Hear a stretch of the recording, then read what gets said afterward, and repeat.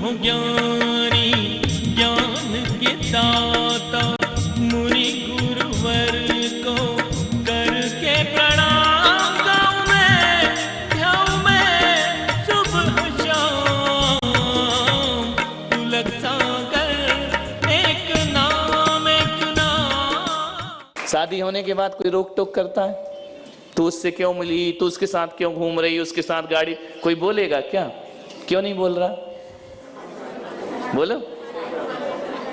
प्रामाणिक हो गए पति पत्नी, वो फेरे नहीं डाले, घोड़ी पे नहीं बैठे हो, दोनों घूमे तो समाज जीने नहीं देगी। समझ, घर के ही लोग नहीं जीने देंगे, है ना, कि तू ऐसे क्यों घूम रही है ना। और तुम जैन के यहाँ पैदा हो, मंदिर नहीं जा रहे, पूजा नहीं कर रहे, पाठ नहीं कर रहे, तुमको कौन जीने, कौन कहेगा तुम जैन हो?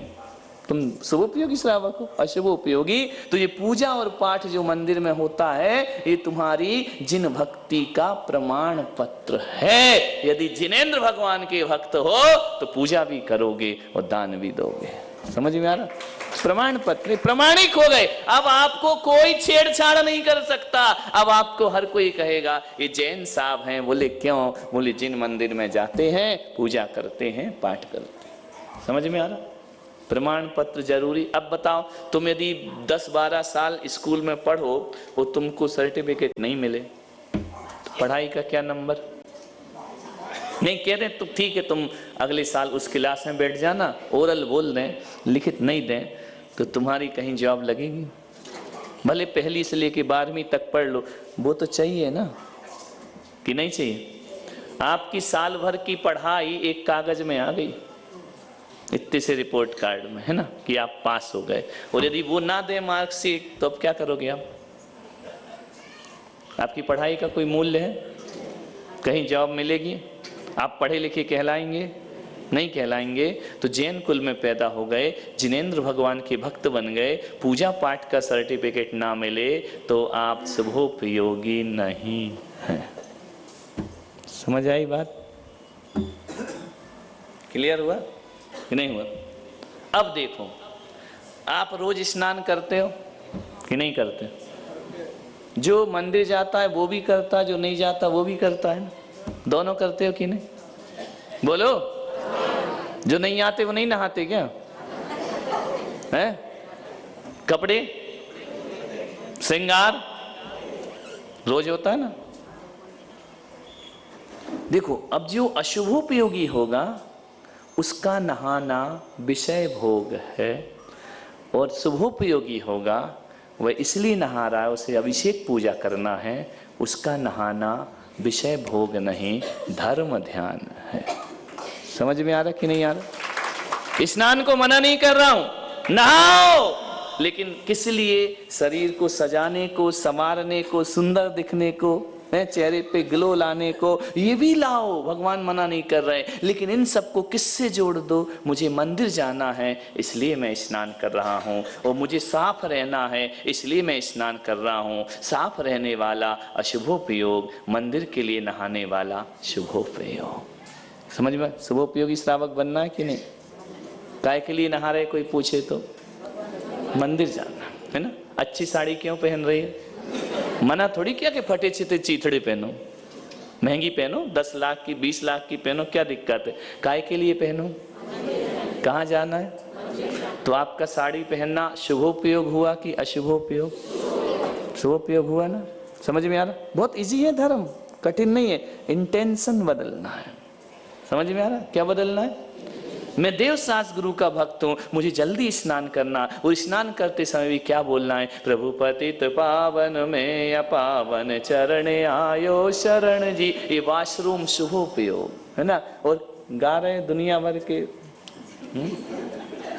अशुभोपयोग। समझ में आ रहा? गा तो रहे हो, भगवान का गा लो। समझ में आ रहा? कौन सा उपयोग हो गया?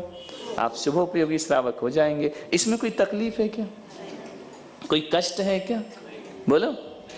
आपने श्रृंगार किया क्यों? सज धज के जाऊंगी, ये पहनूंगी, ये पहनूंगी, ये पहनूंगी, ये पहनूंगी, ये पहनूंगी, ये पहनूंगी। आजकल तो बहुत कम पहनती हैं, लेकिन फिर भी पहनती हैं। तो ये क्यों पहनने का? नहीं, आजकल इनने छोड़ दिया, लड़कों ने पहनना शुरू कर दिया। बड़ा उल्टा हो गया। आजकल लड़कियां बाल कटा रही हैं, लड़के बढ़ा रहे हैं। कभी कभी तो देख के पीछे से लगता है लड़का है कि लड़की है क्या, माँ इतने बड़े बड़े बाल यहाँ तक आ रहे हैं, और लड़कियां बिल्कुल बॉय कट हो रही हैं। उल्टा कर दिया सब, है ना।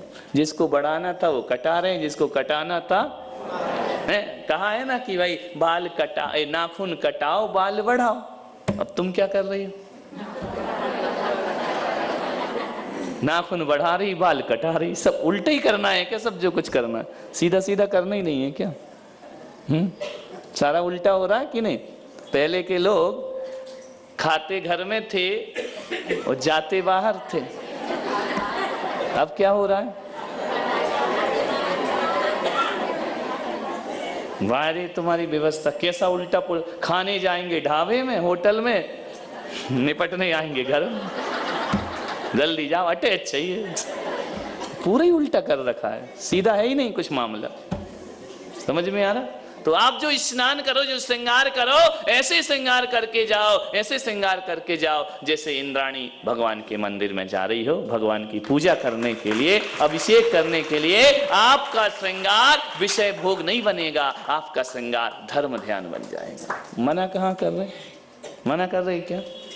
अपनी जिंदगी को देवशास्त्र गुरु से बांध दो बस। जो ऐसा बांध देता है वह श्रावक शुभोपयोगी श्रावक हो जाता है। समझ में आ रहा, नहीं आ रहा। पेट भरना है, खाना खाना है, भोजन करोगे ना, शुभोपयोग बना लो ना। कैसे कि ये जो भोजन कर रहा हूं ये मुनि महाराज का प्रसाद है। चाहे मुनि आहार पे आए, चौकी में जा महाराज ये ले लो, बोले क्यों, प्रसाद बन जाएगा। अरे ऐसे कैसे प्रसाद, महाराज आ गए तुम्हारी हर वस्तु प्रसाद बन गई। वो महाराज लें या ना लें वो प्रसाद ही है।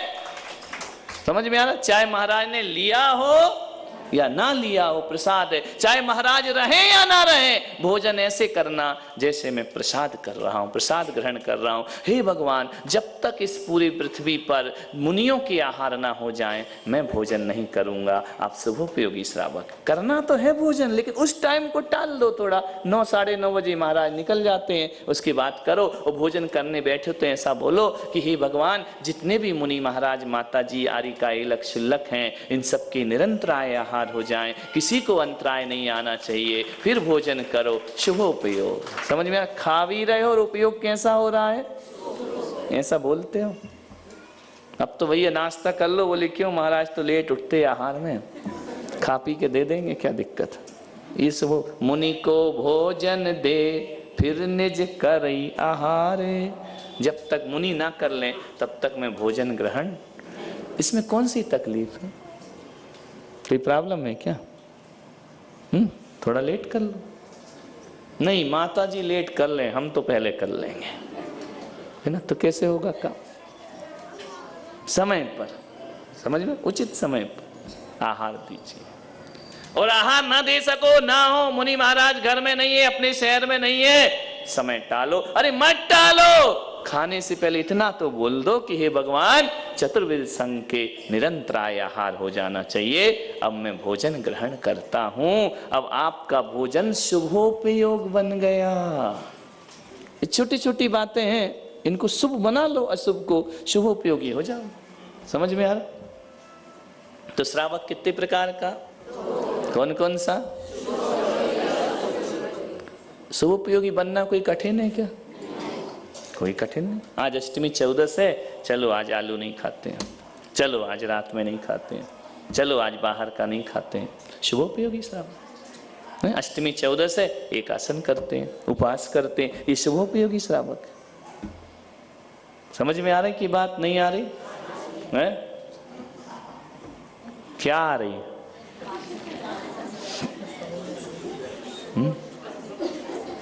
क्लियर हो गया। श्रावक कितने प्रकार के, कौन कौन से। जो हर चीज, इतनी सी एक सेंटेंस याद रखो, जो सुबह से शाम की सारी क्रिया धर्म के लिए करता है वह शुभोपयोगी। आप पैसा कमाओ ना, करोड़ों रुपए कमाओ, लाखों कमाओ, लेकिन क्या भावना रखो कि इंद्रिय विषय सुख भोगूंगा, नहीं, ये पैसा आ रहा है भोगूंगा, मैं ग्रस्त हूं, मुझे मकान दुकान टीवी वीवी सब चाहिए, लेकिन मैं पैसा इसलिए कमा रहा हूं कि कम से कम 2 पैसा भगवान की भक्ति में दान कर सकूं, पूजा में दान कर सकूं, मंदिर में दान कर सकूं, जिनालय में दान कर सकूं, मूर्ति निर्माण में दान कर सकूं, मुनियों को आहार दे सकूं, मेरे घर मुनि के आहार हो जाए, मैं अपने पैसे से भगवान का अभिषेक कर सकूं। ध्यान रखना, आप कहेंगे क्या बिना पैसे के अभिषेक नहीं होता? होता है। जिसके पास नहीं है पैसा वो बिना पैसे के करे, और जिसके पास है वो फिर भी नहीं दे रहा, वो बेईमान श्रावक है। तो दो ना, नहीं हो बिल्कुल कुछ नहीं हो, कंगले हो बिहारी भिखारी जैसे तो मत दो ना, कर लो अभिषेक, भगवान मना नहीं करेंगे। लाखों रखे हो, करोड़ों रखे हो, बोली में तुम्हारे प्राण निकलते हैं। तो दानम पूया मुक्का, दान किसका होता है? अपने पास है तो दो, 100 रुपए है तो 50 10 रुपए दो, 1 रुपया दो, 2 रुपया दो, ये प्रवृत्ति आपकी होना चाहिए। तो आपका ये धन कमाना शुभोपयोग हो जाएगा, है ना? क्या हो जाएगा? दो, कोई जरूरी थोड़ी कि लाखों दो। आप 100 रुपए कमाते हैं, 1 रुपया दो, लेकिन दान की प्रवृत्ति जीवन में होना चाहिए, वरना आप अशुभोपयोगी हो जाएंगे। क्लियर हुआ? नहीं हुआ? पैसा कमाने को मना किया कि भगवान ने? नहीं किया, उसका दान करो। क्लियर हो रहा? तो शुभोपयोगी हो जाओगे। किस चीज को भगवान ने मना किया? तुम्हारे ग्रस्त संबंधी शादी को मना किया क्या? भगवान ने कहा शादी करो, लेकिन शादी करना अशुभोपयोग है, लेकिन शादी करने के बाद एक पत्नी व्रत ले लो, विवाह शुभोपयोग हो जाएगा। मेरी यही पत्नी रहेगी, दूसरी को मैं गलत दृष्टि से नहीं देखूं। क्या प्रॉब्लम है? बोलो, क्या प्रॉब्लम? दूसरों को बुरी दृष्टि से मत दे। भगवान ने शादी करने को मना किया क्या? लेकिन ये तो मना किया ना कि ये सही रखो। रावण की कितनी आंखें थी? 20। कितनी थी? 10 शीश, तो आंखें कितनी हो गई? 20 आंखें एक सीता को देख रही, और तुम्हारी 2 आंखें। समझ गए क्या? ऐसी बातें डायरेक्ट समझ में आती हैं। उसकी 20 आंख एक सीता पे थी, तुम्हारी 2 आंख, कौन बोला 20? 20,000 पर, है ना? बुरी दृष्टि से देखते हो। भगवान कह रहे आप अशुभोपयोगी हो, है ना? उपयोग कैसा करना है भाई? तुझे बीवी चाहिए, मिल गई ना, दूसरे के में क्यों लगा देख रहा है, ताक झांक क्यों कर रहा? नहीं, देखना है तो देख। माँ बहन, माता सुता बहन पहचानो, ये मेरी बड़ी है तो माता है, बराबर की है तो बहन है, छोटी है तो पुत्री है। ये व्यवहार से मुनि महाराज किससे देखते हैं? तुम्हारे बच्चों को कैसे बुरी निगाह से देखते हैं क्या? कैसे देखते? ये बच्ची है, बहन है, छोटी है, पुत्री है ना? गलत निगाह से देखते हैं क्या? यही तो है विषयों की आशा नहीं। समझ में आ रहा? तो एक पत्नी शादी कर लो, भगवान मना थोड़ी कर रहे। भगवान ने भी करी है, तो तुम्हें मना कैसे कर देंगे? करो शादी। समझ में आ रहा? क्लियर हो रहा कि नहीं? सब चीजें शुभोपयोगी बन रहे ना? नहीं आ रहा समझ में? शुभोपयोगी रहो, शुभ में रहो, शुभ में रहो, आनंद में रहो। तो श्रावक 2 प्रकार का, कौन कौन सा? मुनि महाराज 2 प्रकार के, कौन कौन से? आप विषयों की आशा में हैं और मुनि महाराज विषयों की आशा में। आप घर बनाना चाहते हैं, ग्रस्त हैं, कोई बात नहीं है, वो घर आपका विषय भोग के रहने के काम आएगा। मुनि महाराज घर नहीं बनाना चाहते, वो भगवान का मंदिर बनाना चाहते हैं, ये उनका शुभोपयोग है। स्वार्थ त्याग की कठिन तपस्या, बिना खेद जो करते हैं। स्वार्थ त्याग का क्या मतलब? स्वार्थ त्याग का क्या मतलब है? मुनि महाराज क्या करते हैं? स्वार्थ त्याग की कठिन तपस्या, बिना खेद जो ऐसे ज्ञानी साधु जगत के दुख समूह को। किस चीज का त्याग है मुनि के? स्वार्थ क्या होता है? स्वार्थ किसे कहते हैं? है? क्या? फुदगल? सेल्फिश। स्वार्थ किसे कहते हैं? सेल्फिश क्या होता है?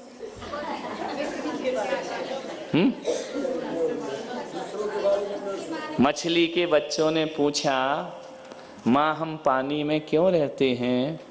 माँ ने कहा हम फिश हैं इसलिए पानी में रहते हैं, आदमी सेल्फिश है इसलिए धरती पे रहता है। क्या होता है सेल्फिश? खुद के बारे में सोचना स्वार्थ है क्या? है? दो चीज आ गई, स्वार्थ और परार्थ, परमार्थ, है ना? खुद के बारे में अच्छा सोचना स्वार्थ है क्या?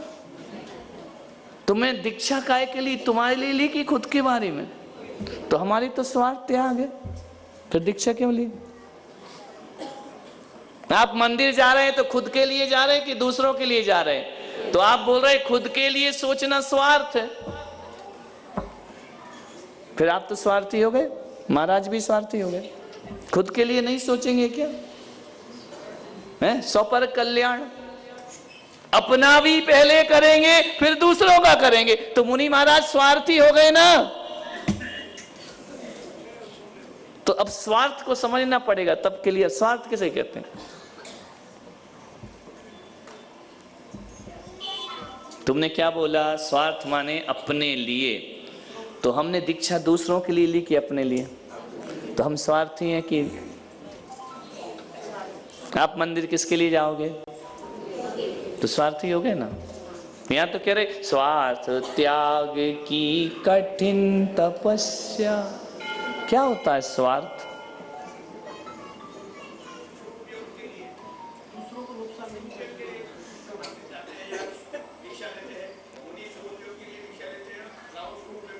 नहीं, उपयोग तो अब रख दो एक तरफ, अब तो स्वार्थ और परमार्थ की बात करो। वो तो तुम्हारे दिमाग में आ गया, अभी अगला वाला चैप्टर डाल दिया मैंने, है ना? स्वार्थ क्या होता?